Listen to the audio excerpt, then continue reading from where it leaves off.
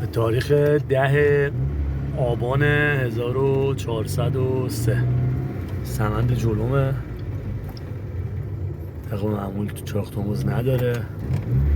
معلم خیلی بد ترمز کرد، یعنی اصلا چون یهویی اینجا همیشه تو این اتوبان همیشه قبل از تونل مخصوصا پنجشنبه شلوغ میشه، یهو ترمز کرد. منم ندیدم، یعنی ندیدم که چراغ ترمز نداره دیگه متاسفانه. بریم ببینیم میتونیم بهش بگیم.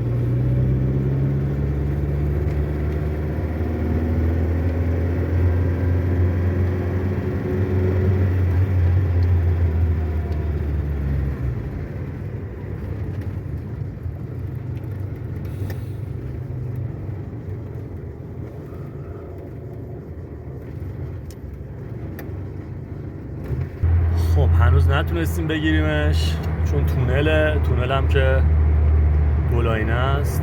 خب انشالله که بتونم بعد از تونل بهش بگم و بگیرم بهش بگم و انشالله هم که برطرف بشه. مثلا ببین حالا تو همین تونل هم خیلی خطرناکه چون نداشتن چراغ ترمز، ولی این چراغ خودش هم حتی روشن نمیکنه.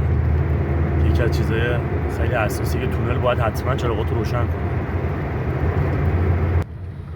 همچنان نتونستیم بگیریمش. حالا پشتشم انشالله که دیگه حرکت بعدی بتونم برم بغلش رو بهش بگم. واقعا خطرناکه، مخصوصا تو این جاده ها که اصلا یهویی ماشینا متوقف میشن، واقعا خطرناکه.